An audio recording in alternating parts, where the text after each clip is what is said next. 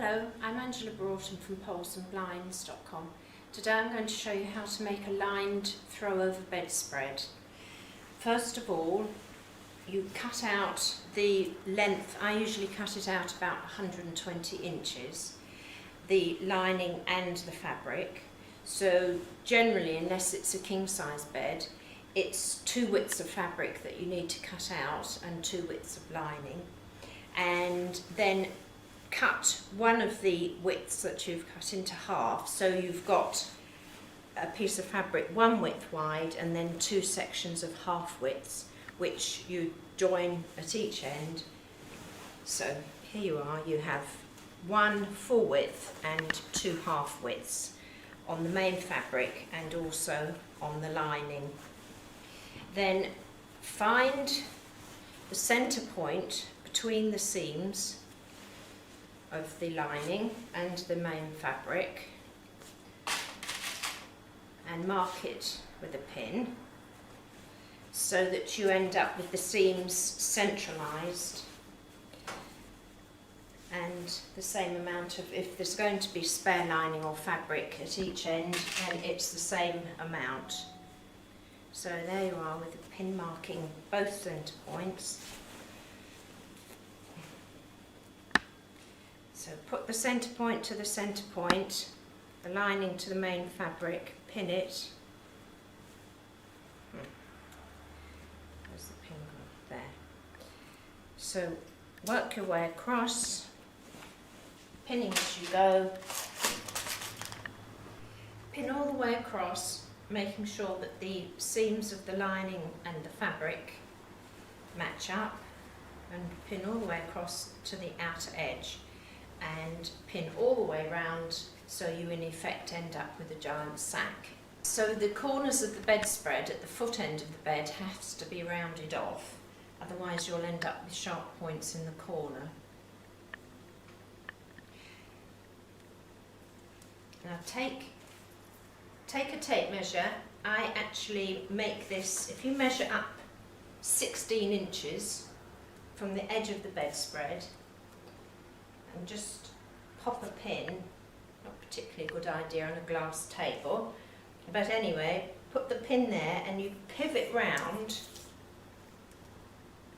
so that, just adjust it slightly so that it's 16 each end, so it's 16 pivoting round to 16, and then you have a nice roundy corner.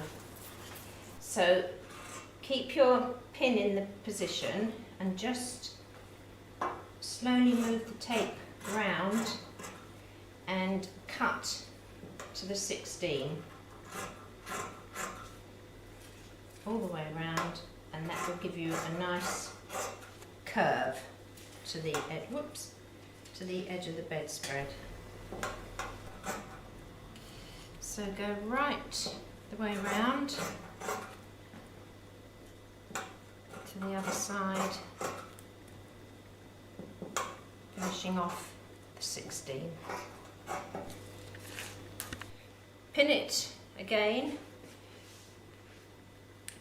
I always pin everything. I know it may seem a bit of a waste of time, but it does keep everything fresh and nice and saves one side shifting. And the other thing that's worth mentioning is always try and keep your work as neat as you can, because having your anything that you're sewing bundled up in a big heap gives you a lot more work pressing at the end.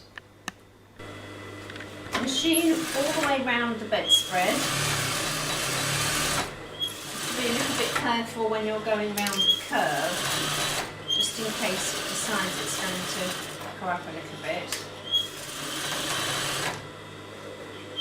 So, right the way round. Going slowly over the pin and carry on up to the top. Now you've got the finished length of the bedspread. Turn the bedspread through so that it's the right way on and you've got the neat edge of the lining and the fabric together. Then measure across to get the correct length, width of the bedspread all the way across, and then depending on the size of the bedspread, you can either turn it in a little bit to make a reinforced bottom, or leave it just plain like that, which it will then just need to be pressed down to make a nice firm edge to the bedspread. Now you've got to finish off neatening the top of the bedspread, so just take it and fold it over and over, pin and go all the way across, and now it's ready to machine. Hold everything firmly in place, and if you come across any bits of spare thread or anything, just poke it into the top of the bedspread or snip it off as you go. It's much quicker to neaten your work as you go than have to go all the way around double checking afterwards. I've machined all the way around the edge of the bedspread to neaten it off and give it a little bit of an edge. So the slightly tricky part with this is going round the corner of the curve of the bedspread. So all you've got to do is just gently ease in, making lots of little pleats as you go round the corner, and then you'll end up with a nice curve. So just get it like that. Pin one section that you know to be correct, and then you've got this to ease round the corner. So just try and evenly space the little pleats that you're creating. So this is the finishing stage of the bedspread.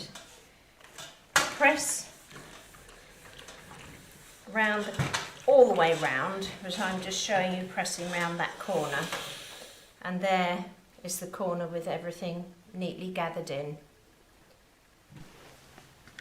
So here's the bedspread on the bed, with the edge of the bedspread all turned in neatly, the corners smoothly going round with just the little tiny pleats showing.